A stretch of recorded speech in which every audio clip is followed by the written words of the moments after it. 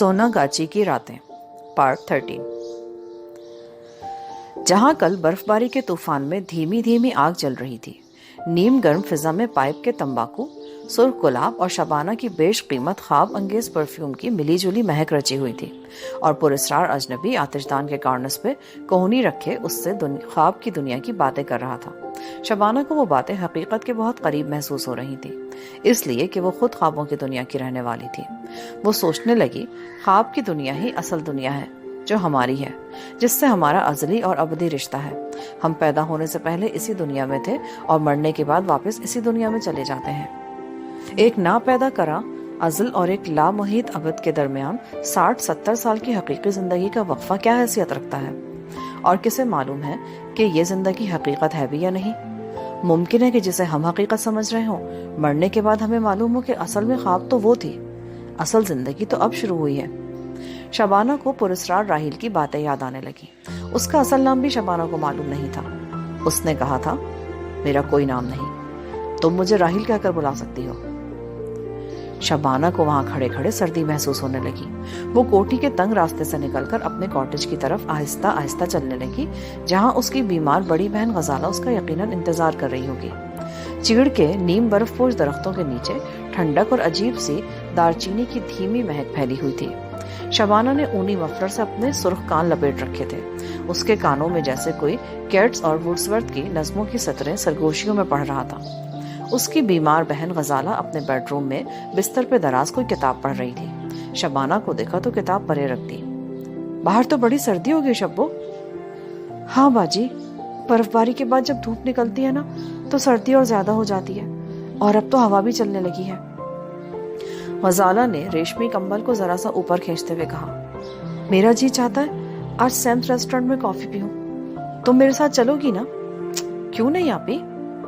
شبانہ نے اپنی بڑی بہن کے پاس پلنگ پر بیٹھتے ہوئے کہا، میں تو خود بھی چاہتی ہوں کہ تم کھلی ہوا میں تھوڑا سا باہر نکلو، اور اب پھر تمہاری تو صحت بھی پہلے سے بہت اچھی ہو گئی ہے۔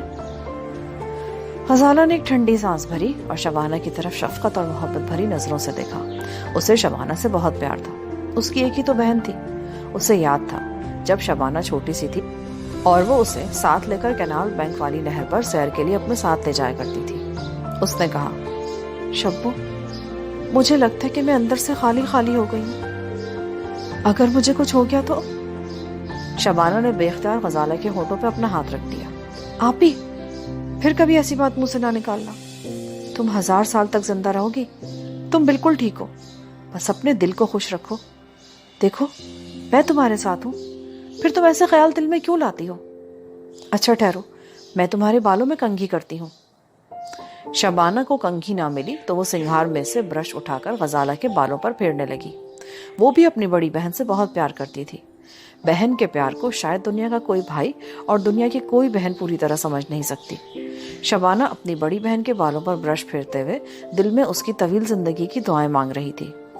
دوپہر کو اس نے غزالہ کو خوب اچھی طرح سے گرم کپڑے پہنائے، سر پہ اونی ٹوپی اور گلے میں گرم مفلر لپیٹا اور اس کے ساتھ مال روڈ پر ریسٹورنٹ کی طرف چلتی۔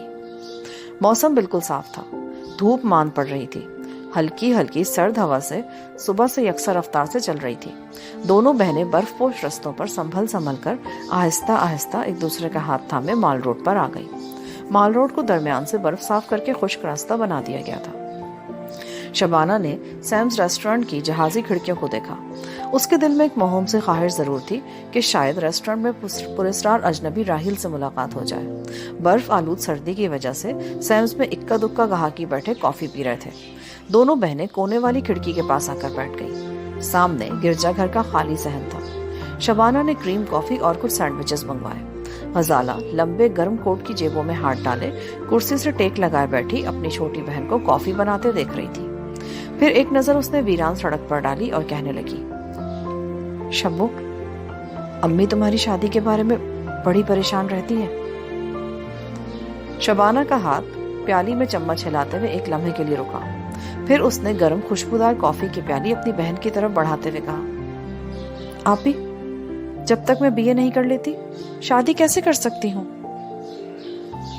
غزالہ نے کوئی جواب نہیں دیا۔ وہ خاموشی سے کافی پینے لگی۔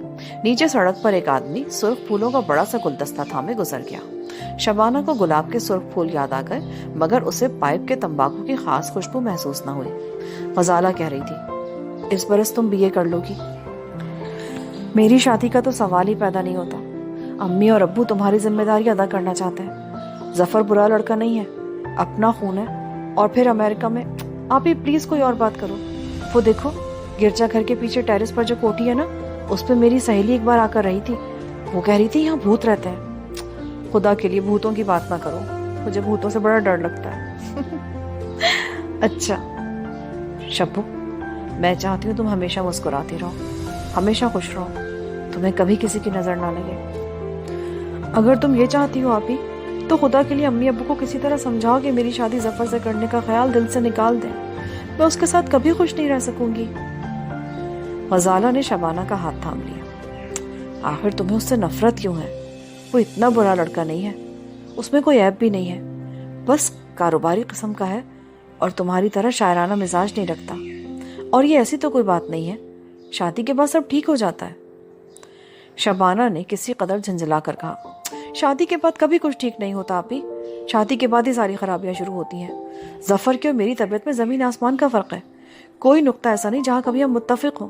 وہ شمال کا رہنے والا ہے تو میں جنوب میں رہتی ہوں، پھر شادی کے بعد سب کیسے ٹھیک ہو جائے گا؟ اچھا ٹھیک ہے، جیسا تم کہو گی ویسا ہی ہوگا، میں امی ابو کو سمجھانے کی کوشش کروں گی۔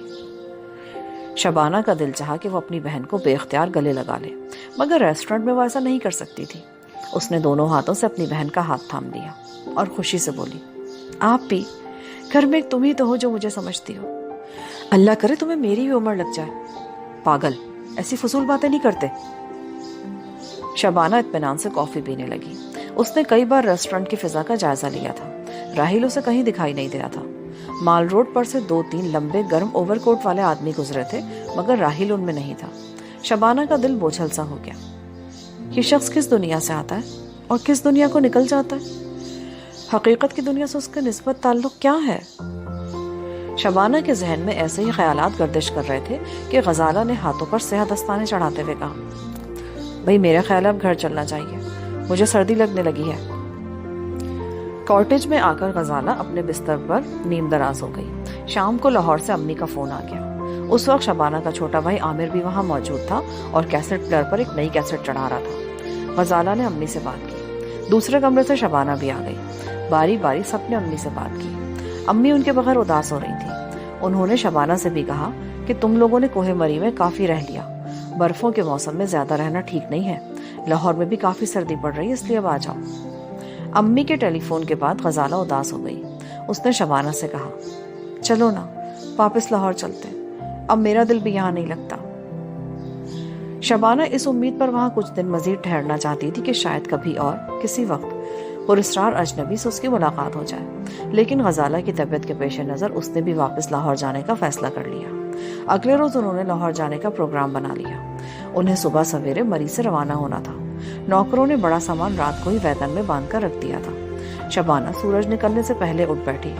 وہ لاہور جانے سے پہلے ایک نظر اس کاٹیج کو دیکھنا چاہتی تھی جہاں راحیل نے اس کے ساتھ برف کے طوفان میں یادگار لمحات گزارے تھے۔ اس نے لمبا کوٹ پہن کر سر پر اونی ٹوپی اوڑھی اور چھڑی ہاتھ میں لے کر چشموں کی طرف نکل گئی۔ سورج ابھی نہیں نکلا تھا، مگر دن کا نورانی اجالا نیلے غبار کی شکل میں چاروں طرف پھیل رہا تھا۔ کئی جگہ ڈھلانوں پر سے برف پگھل چکی تھی۔ فضا میں چیڑ کے درختوں کی مرطوب مہک رچی ہوئی تھی۔ وہ چشموں کے قریب سے ہوتی ہوئی ان اونچے نیچے درختوں میں آ گئی جہاں سے ایک تنگ راستہ اوپر چبوترے پہ بنے ہوئے پرانے اور ویران کاٹیج کو جاتا تھا۔ لکڑی کا جنگلہ بند تھا۔ پتھر کے بڑے بڑے گملوں میں ٹراپیکل پودے شبنم میں بھیگ رہے تھے۔ شبانہ جنگلے کے پاس جا کر رک گئی۔ سامنے سنسان برآمدہ تھا۔ پیچھے کاٹیج کا دروازہ اسی طرح بند پڑا تھا۔ چوکیدار بھی وہاں نہیں تھا۔ شبانہ پتھر کی سیڑھیاں چڑھ کر شبنمی گھاس پہ قدم رکھتی برآمدے میں آ گئی۔ اس نے بند دروازے کو ذرا سا دھکیلا۔ دروازہ اندر سے بند تھا۔ شبانہ نے شیشے کو ہاتھ سے صاف کر کے اندر دیکھنے کی کوشش کی۔ کمرے کے اندر کارنس کے پاس وکٹورین صوفہ خالی پڑا تھا۔ آتش دان میں آگ نہیں جل رہی تھی۔ دیوار پر رفائل کی پینٹنگ موجود نہیں تھی۔ کمرہ خالی، سرد اور ویران تھا۔ شبانہ نے گہرا سانس بھرا اور سست قدم اٹھاتی واپس چل پڑی۔ چیڑ کے درخت کی بلند شاخ پر سے کوئی پرندہ پھڑ پھڑا کر اڑ گیا۔ شبانہ نے چہرہ اٹھا کر دیکھا۔ پرندہ غوطہ لگا کر نیچے وادی میں اتر گیا تھا۔ یہاں پر پارٹ 13 کا اختتام ہوتا ہے۔ مزید سننے کے لیے پارٹ 14 سماعت فرمائیں۔